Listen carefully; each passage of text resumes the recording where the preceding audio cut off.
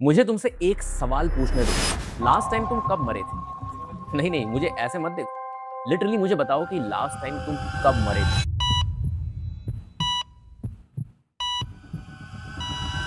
क्योंकि अगर तुम्हें ये बता दूँ कि तुम्हारी बॉडी के ज़्यादातर एटम्स जो भी इस वक़्त हैं, वो 1 साल पहले वहाँ नहीं थे, तो तुम्हें मानना पड़ेगा कि जो तुम 1 साल पहले थे, वो फिज़िकली अब एक्ज़िस्ट नहीं करते हो।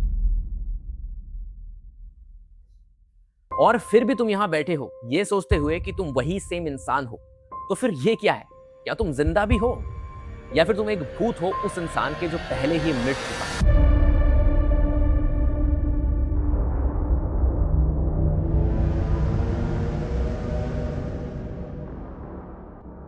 इस वीडियो के एंड तक मैं चाहता हूं कि तुम एक चीज देखो जो ज्यादातर लोग कभी सोचते ही नहीं। मैं चाहता हूं कि तुम समझो कि फिजिक्स एक्चुअली मरने के बारे में क्या कहती है।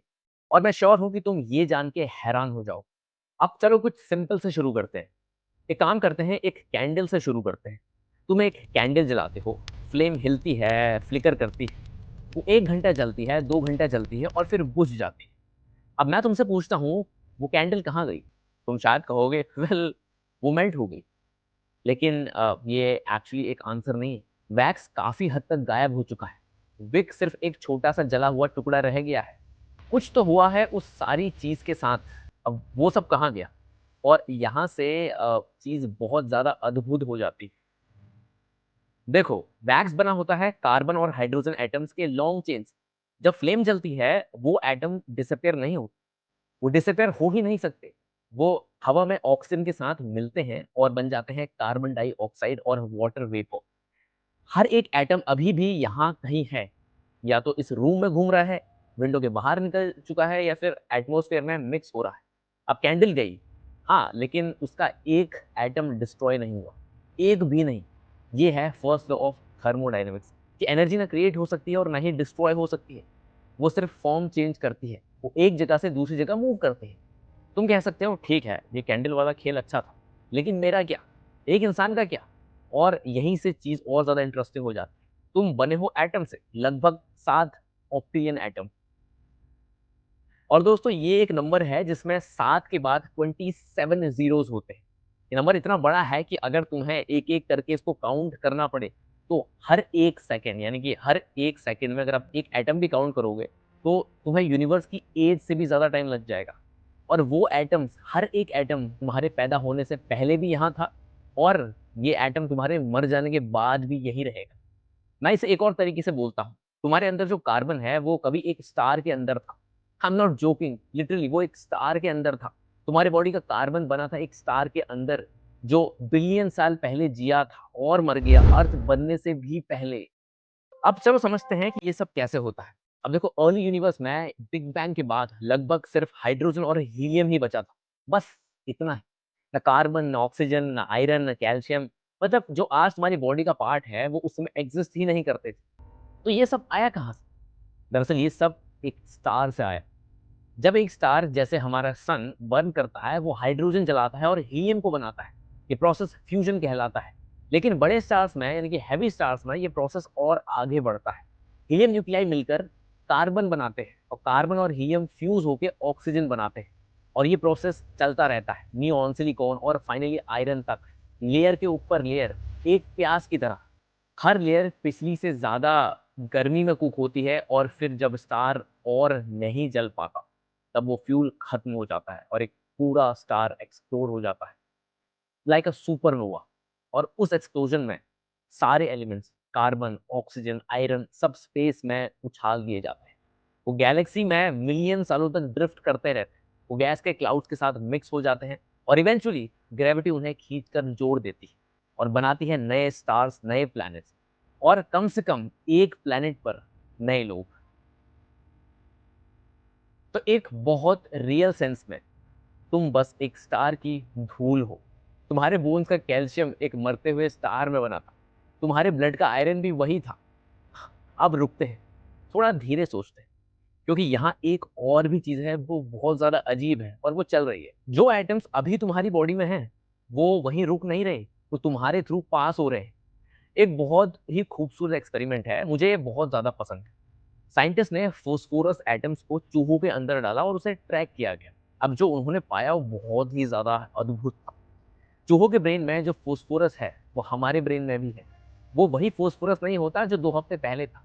सिर्फ़ 14 दिन में आधा फ़ॉस्फ़ोरस रिप्लेस हो चुका होता है। और ये सिर्फ़ फ़ॉस्फ़ोरस की बात नहीं है, ये सब कुछ है। तुम्हारे ब्रेन के एटम्स, तुम्हारे मसल्स के एटम्स, तुम्हारे स्किन के एटम्स, तुम्हारे बोन्स के एटम्स सब कॉन्स्टेंटली रिमूव और रिप्लेस हो रहे हैं। तुम एक पोटैटो खाते हो, उस पोटैटो के एटम्स ब्रेक होते हैं, तुम्हारे ब्लड के थ्रू ट्रैवल करते हैं और तुम्हारे टिश्यूज़ का पार्ट बन जाते हैं। पुराने एटम्स निकल जाते हैं, कार्बन डाइऑक्साइड के फॉर्म में साँस के बाहर या फिर वेस्ट के थ्रू या स्वेट के थ्रू और वापस दुनिया में चल जाते हैं। इसका मतलब क्या है? अगर तुम इस बात को ध्यान से सोचो, तो जो आइटम्स तुम्हारे ब्रेन में अभी हैं, जो अभी ये वर्ड्स प्रोसेस कर रहे हैं, वो लिटरली पिछले हफ्ते के खाने को खाए हुए जो आपने खाया था उसके एटम्स हैं। मतलब ब्रेन के सारे एटम्स बेसिकली रिप्लेस हो चुके हैं। लेकिन फिर भी तुम्हें याद है कि 1 साल पहले क्या हुआ? तुम्हें अपनी चाइल्डहुड मेमोरीज़ याद हैं, तुम्हें अपना नाम याद है, तो फिर ये माइंड क्या है? ये कॉन्शियसनेस, ये चेतना क्या है? अब सवाल ये है कि ये सारे एटम्स कॉन्शियस कैसे हो गए? मैं तुम्हें बताता हूँ कि क्या है। ये एक पैटर्न है, ये एक डांस है। एटम्स आते हैं, एक डांस परफ़ॉर्म करते हैं और फिर चले जाते हैं। वो हमेशा नए एटम्स होते हैं, लेकिन डांस वही रहता है और वो याद रखता है कि कल का डांस क्या था, अब यही तुम हो।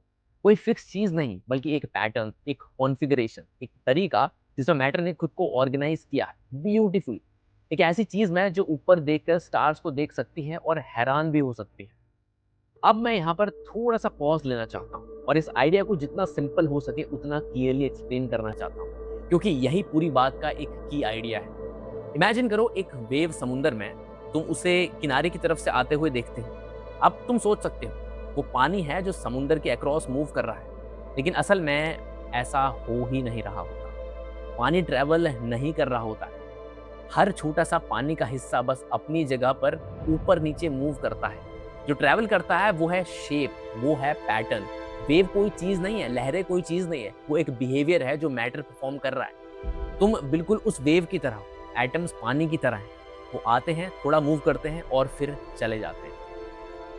लेकिन पैटर्न, शेप, तुम्हारी जो आइडेंटिटी है, तुम कैसे बोलते हो, कैसे सोचते हो, कैसे हँसते हो, वो कुछ टाइम के लिए कंटिन्यू करता रहता है।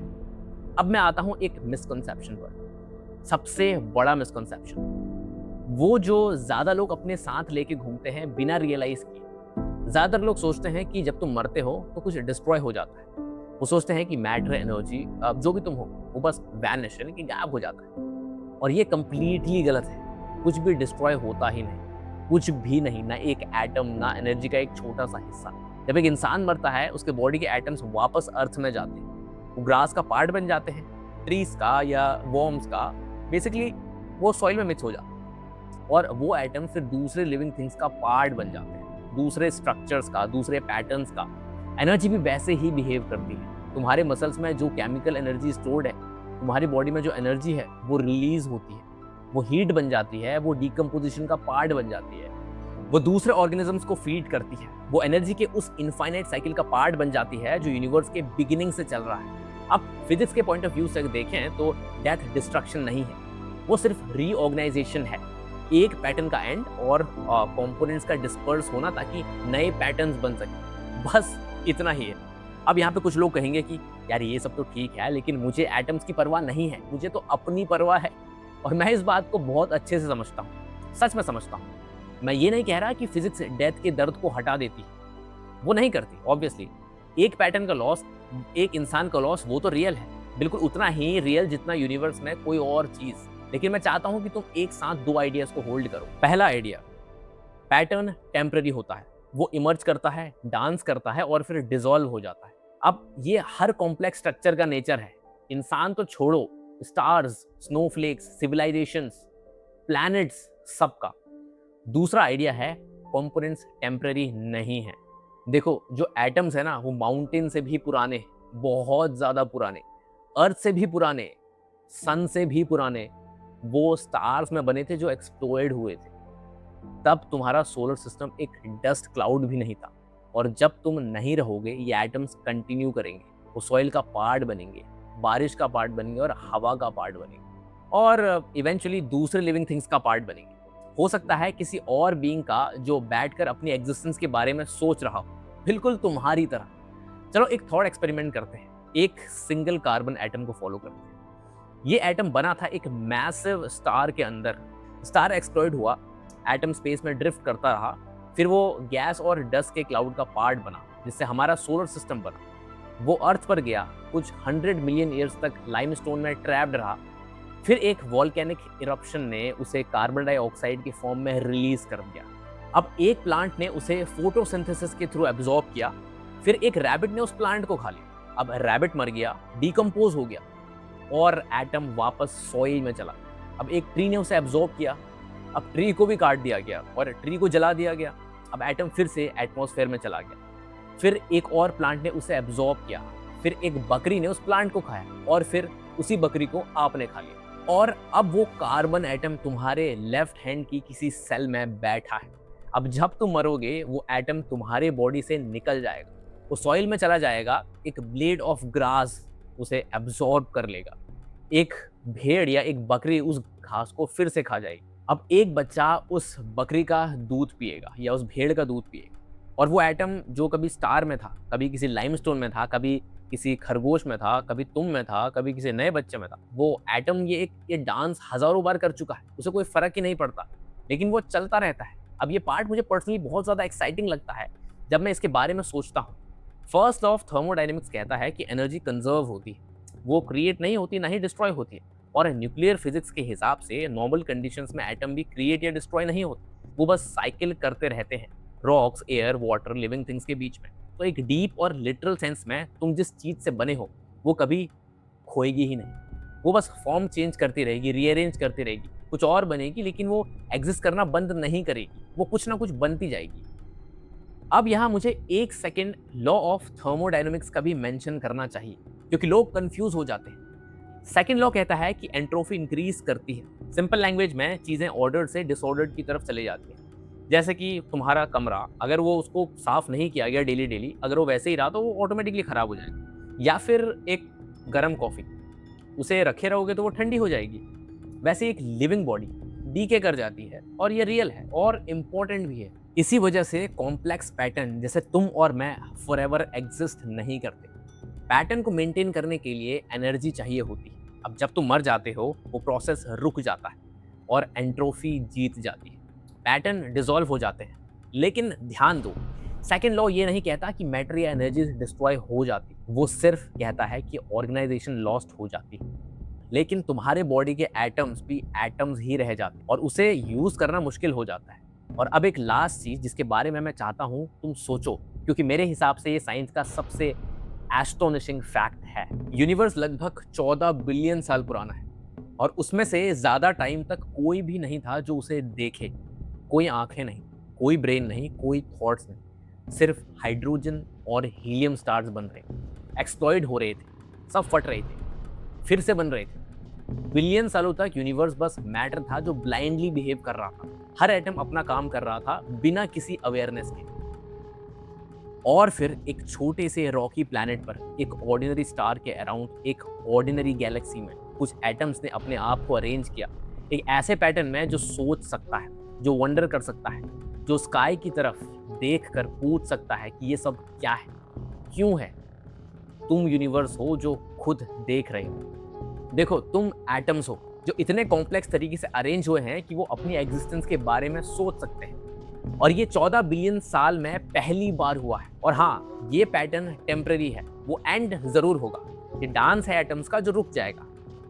लेकिन दोस्तों, ये चमत्कार ही होगा ये कहना कि एटम्स इतने कॉम्प्लेक्स तरीके से अरेंज हो सके कि वो जॉय, वंडर, ग्रीफ, प्यार, ये सब कुछ फील कर सके। ये फैक्ट कम अमेजिंग नहीं है। ये एटम्स का इतना खूबसूरत कॉम्बिनेशन भगवान के होने या ना होने पे बहुत बड़ा क्वेश्चन है, क्योंकि इतनी बेहतरीन तरीके से जो चीज़ें हुई हैं, और न जाने आगे ये एटम्स और क्या क्या करने वाले हैं, इसके बारे में कोई आइडिया नहीं। मैं उन लोगों से एग्री नहीं करता जो कहते हैं कि साइंस लाइफ की ब्यूटी को कम कर देती है। साइंस तो ब्यूटी को और ज़्यादा बढ़ा देती है। जब तुम समझते हो कि तुम्हारी बॉडी का हर एक एटम एक स्टार में बना था, कि तुम्हारी कॉन्शियसनेस एक पैटर्न है जो इलेक्ट्रोकेमिकल सिग्नल से बना है, और कि तुम्हारा नेचर के पास वापस जाना और फिर से नेचर में डिसॉल्व होके दोबारा कुछ बन जाना, कितना अमेजिंग है। हम यूनिवर्स से अलग नहीं हैं, हम यूनिवर्स ही हैं। टेम्पररी ऑर्गेनाइज्ड, थोड़ी देर के लिए अवेयर, और जब ये ऑर्गेनाइजेशन खत्म हो जाएगी, कंपोनेंट्स वापस उस पूल में चले जाते हैं जहां से नेक्स्ट पैटर्न बनेगा। तो क्या डेथ एंड है? अब देखो, पैटर्न के पॉइंट ऑफ व्यू से देखें तो हाँ, डेथ रियल है। एटम्स के पॉइंट ऑफ व्यू से देखें तो बिल्कुल नहीं, बिल्कुल भी नहीं। वो एक पॉज भी नहीं है, वो बस एक नया पैटर्न है डांस में। मुझे नहीं पता कॉन्शियसनेस का क्या होता है जब ब्रेन बंद हो जाता है। अब ये बात मुझे तो क्या, बल्कि किसी को भी नहीं पता। फिजिक्स के पास अभी भी इसका कंप्लीट आंसर नहीं है, और जो भी कहता है कि उसके पास आंसर है, वो पक्का तुम्हें कुछ ना कुछ बेचने की कोशिश कर रहा है। लेकिन फिजिक्स ये सर्टेनली के साथ कहता है कि तुम्हारा एक भी एटम डिस्ट्रॉय नहीं होगा। जो तुम फिजिकल सेंस में हो वो कंटिन्यू करेगा, बस एक अलग फॉर्म में, एक अलग पैटर्न में। और एक और बात, हर इंसान जो कभी जिया है, हर इंसान जिसने तुम्हें कभी प्यार किया है, उन सबके एटम्स इसी यूनिवर्स का पार्ट है। तुम्हारे हाथ का एटम कभी किसी एंशिएंट इंसान का पार्ट हो सकता है। जो ऑक्सीजन तुम अभी इनहेल कर रहे हो, वो फ्यूचर में शायद किसी और के लंग्स में जाएगा। हम सब कनेक्टेड हैं एटम्स के थ्रू। तो जब भी कोई इंसान आपसे ये पूछे कि मरने के बाद क्या होता है, तो कहना कि कैंडल बुझ जाती है। अब मैं तुमसे पूछता हूं, अगर तुम्हारे बॉडी के सारे एटम्स कुछ सालों में रिप्लेस हो जाते हैं और तुम असल में एक पैटर्न हो, कोई फिक्स चीज नहीं हो, तो फिर एग्जैक्टली क्या है जो तुम्हें तुम बनाता है? तो चलो यार, मैं उम्मीद करता हूँ कि आप लोगों को वीडियो बहुत पसंद आई हो। अगर पसंद आई तो वीडियो को हाइप करना बिल्कुल मत भूलो, क्योंकि यही मदद करता है हम जैसे छोटे क्रिएटर्स को आगे बढ़ने में। तो मिलते हैं यार अपनी एक नई वीडियो के साथ, एक नए कॉन्सेप्ट के साथ। तब तक के लिए बाय बाय।